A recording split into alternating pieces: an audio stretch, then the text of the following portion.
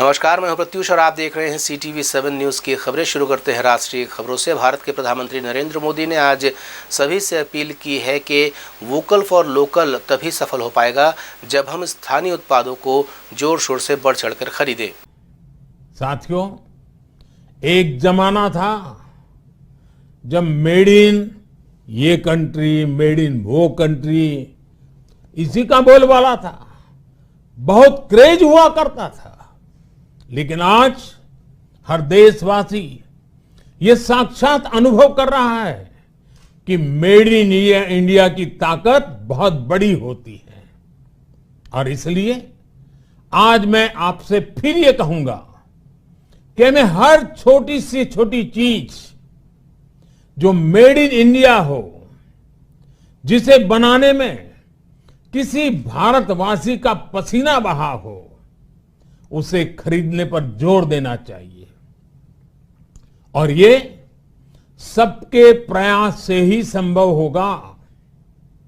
जैसे स्वच्छ भारत अभियान एक जन आंदोलन है, वैसे ही भारत में बनी चीज खरीदना, भारतीयों द्वारा बनाई चीज खरीदना, वोकल फॉर लोकल, ये हमें व्यवहार में लाना ही होगा। और मुझे विश्वास है सबके प्रयास से हम ये भी करके रहेंगे। आप याद करिए, पिछली दिवाली हर किसी के मन मस्तिष्क में एक तनाव था, लेकिन इस दिवाली 100 करोड़ वैक्सीन डोज के कारण एक विश्वास का भाव है। अगर मेरे देश की वैक्सीन मुझे सुरक्षा दे सकती है, तो मेरे देश का उत्पादन, मेरे देश में बने सामान मेरी दिवाली और भी भव्य बना सकते हैं। दिवाली के दौरान बिक्री की एक तरफ और बाकी साल की बिक्री एक तरफ होती है। हमारे यहां दिवाली के समय, त्योहारों के समय बिक्री एकदम बढ़ जाती है। 100 करोड़ वैक्सीन डोज हमारे छोटे छोटे दुकानदारों, हमारे छोटे छोटे उद्यमियों, हमारे रेहड़ी पटरी वाले भाइयों बहनों, सभी के लिए आशा की किरण बनकर आई है। वैसे सही बात है, जब हम स्थानीय उत्पादों को खरीदेंगे तभी तो इनकी बिक्री बढ़ेगी, और जब बिक्री बढ़ेगी तभी तो जो व्यापार है, चूंकि अभी देश एक महामारी से बाहर निकला है, हालांकि पूरी तरीके से निकल नहीं पाया है, लेकिन अब जो स्थितियां बन रही हैं उसमें बाजार को मजबूत बनाने की ज़रूरत ज़रूर है। इधर छत्तीसगढ़ के मुख्यमंत्री भूपेश बघेल ने पुलिस महानिरीक्षकों अधीक्षकों की एक बैठक रखी है। आज पूरे दिन भर इस बैठक में विचार विमर्श किए गए, सभी आंकड़े प्रस्तुत किए गए, सभी तरह के आंकड़े प्रस्तुत किए जा रहे हैं, अपराधों से जुड़े हुए, सुधार कार्यों से जुड़े हुए, और पुलिस की कार्यशैली पर भी जो सवाल उठते हैं उनको लेकर के भी यहाँ विचार विमर्श किए गए। आपको बता दें कि कलेक्ट्रेट बैठक इसके पहले रखी गई थी और उसमें बात कही जा रही थी कि आंकड़ेबाजी से उन्हें बचना चाहिए और काम ज़मीनी स्तर पर दिखे इस तरह से काम करना चाहिए। माना जा रहा है कि प्रशासनिक कसावट लाने की दृष्टि से ये बैठक महत्वपूर्ण है और इसमें सभी को बोलने का अवसर दिया जा रहा है। पूरे जितने राज्य के वरिष्ठ अधिकारी हैं, महानिरीक्षक हैं, उनको भी इसमें शामिल किया गया है। बैठक में गृह मंत्री भी शामिल हुए हैं, साथ ही साथ वरिष्ठ मंत्रियों के भी शामिल होने की खबर इसमें आ रही है। Bureau report, CTV7 Raipur. इधर रायगढ़ के विधायक प्रतिनिधि के ऊपर आरोप लगाते हुए निलंबित उप अभियंता सोनल जैन का कहना है कि पूरी प्रशासनिक मशीनरी उनके खिलाफ खड़ी हो गई है। वहीं उन्होंने राजनीतिक संगठनों पर भी आरोप लगाया है कि जानबूझकर उनका दमन किया जा रहा है। रायगढ़ में पदस्थ सब इंजीनियर हैं RES डिपार्टमेंट में।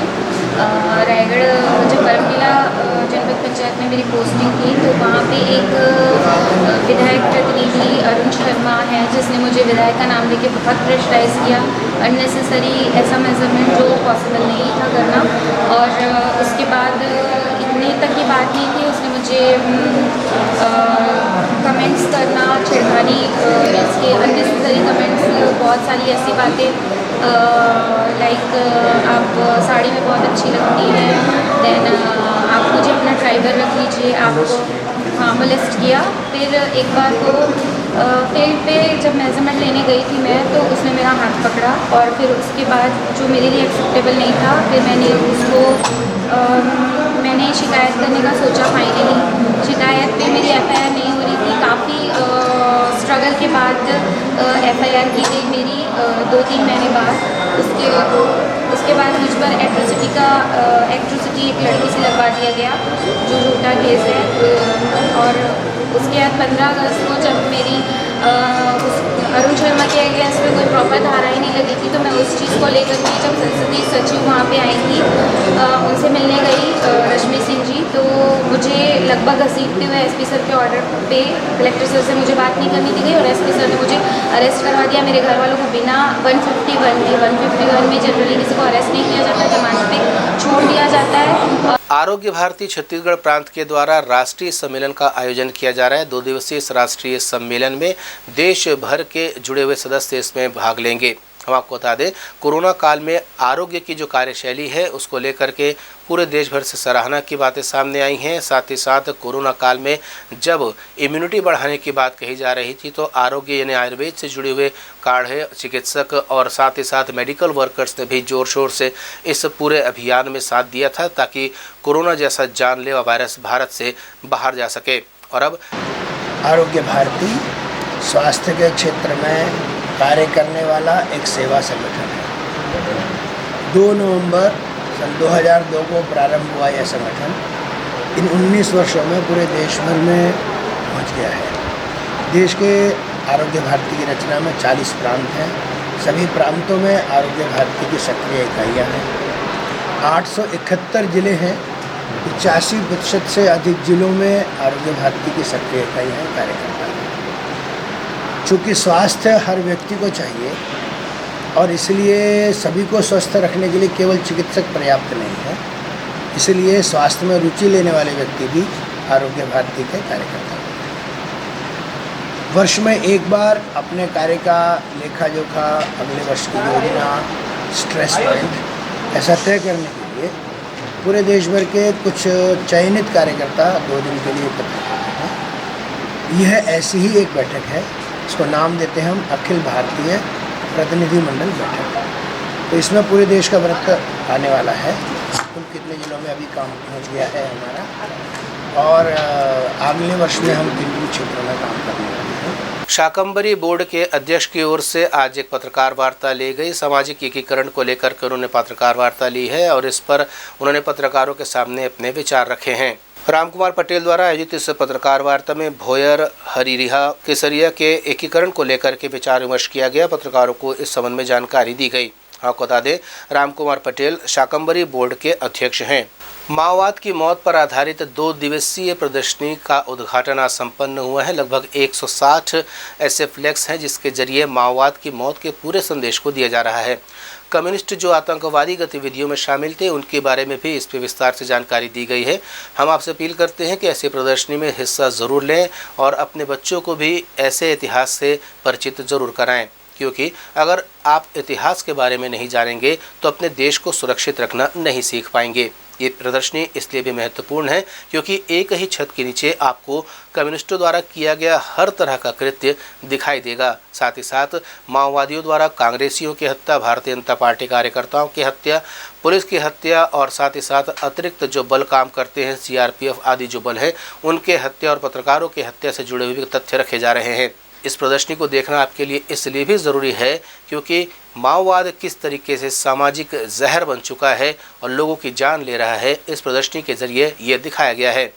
आयोजकों ने CTV7 से चर्चा की, प्रदर्शनी के संबंध में जानकारी दी। क्या क्या संदेश है उसमें? पूरे चीन का इतिहास, भारत का इतिहास, तिब्बत का इतिहास है ना, ये इन तीनों आपस में मिले हुए हैं, है कि नहीं? तो इनके बारे में बताया गया और फिर उनकी कम्युनिस्ट पार्टी, चीनी कम्युनिस्ट पार्टी, और उससे इन्होंने भारत में जो कम्युनिस्ट पार्टी इन्होंने बनाया है ना, और फिर नक्सलियों ने बनाया 70 के बाद, और इन्होंने जो अभी पिछले 30 साल से जो हिंसा हो रही है, तो उनका कैसे सरकार, भारत सरकार और राज्य सरकार उनका कैसे उनको पराजित करे, इस तरह की एक आइडियोलॉजी है, विचारधारा है ना, जो सरकार को, पब्लिक को और राजनीतिक दलों को और पुलिस फोर्स को, अर्धसैनिक बल को, इनको देना है ऑर्डर।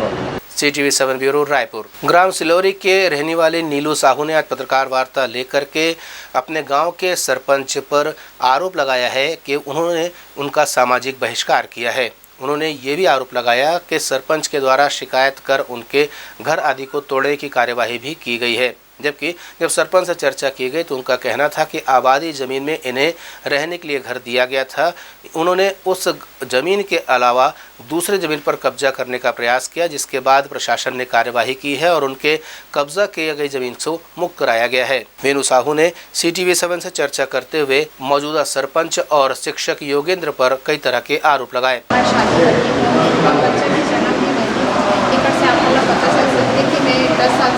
तो 2 पंचवर्षीय चुनाव में वहाँ गई। अब 2 पंचवर्षीय चुनाव होंगे तो ये आप मन बताओ कि मैं वहाँ की नागरिक हूँ कि नहीं हूँ? कानून भी ये करती कि नहीं करती? मैं वहाँ के नागरिक ही नहीं हूँ, ये मोला गाँव के बैठना है। जब तक आप मन यहाँ 20 से 25 साल जो निवास नहीं करो तब तक आप यहाँ गाँव के नागरिक नहीं। तो ये वोटर ID कार्ड, ये राशन कार्ड, ये परिचय पत्र का की निशानी देते कि मैं नागरिक को करके तो निशानी देते का कि कुछ दूसरा चीज़ की निशानी दी। अब मैं वहाँ इतना दिन से निवास करते रहे हूँ तो हम सरपंच और ग्रामीण अध्यक्ष जो होते सियान मन में बोला आबादी के रूप में जगह की मांग करें तो और आबादी के रूप में वो जगह ला हम 12/3/2020 के मांग करें तो 27/7/2021 के वो जगह ला मूला। अब यही दरमियान 13/7 के मूला घर खाली करे बोली से तो मैं बहुत मुश्किल से घर वाले ला 1 महीने के टाइम मांगे हूँ, जो 7वां महीना कंप्लीट हुई से 8वां महीना के 8वां महीना में मूला अगर कोई जगह नहीं मिली तो मैं कहीं भी चले जाऊँ, लेकिन वहाँ के घर ला खाली करूँ। तो जब और बस कोई रहने की व्यवस्था नहीं मिली तो जो आबादी जगह दे रही से वहाँ में निवास करे पर कब्जा करे हों और वहाँ में रहना शुरू करें। हमारे महासमुंद के दर्शकों के लिए खास सूचना है। महासमुंद के क्षेत्र में CTV7 की ID लेकर कोई दीपक नाम का व्यक्ति घूम रहा है और भयादोहन कर रहा है। अगर आपको ऐसे किसी व्यक्ति का फ़ोन आता है या आपकी नज़र में ये व्यक्ति दिखाई देता है तो तत्काल इसकी सूचना पुलिस विभाग को दें या हमारे इन नंबरों पर हमें सूचित करें। हम आपको बताते हुए अत्यंत हर्ष हो रहा है कि CTV7 न्यूज़ का प्रसारण प्रदेश के विभिन्न केबल नेटवर्क पर किया जा रहा है। और अगर आप भी पत्रकारिता से जुड़ना चाहते हैं तो हमारे टेलीफोन नंबर पर संपर्क करें और अपने इलाके की एजेंसी लें और पत्रकारिता के क्षेत्र में अपना कैरियर बनाएं। फिलहाल इतना ही। नए नए समाचारों को लेकर के आपसे फिर होगी मुलाकात, तब तक दे मुझे अनुमति। नमस्कार।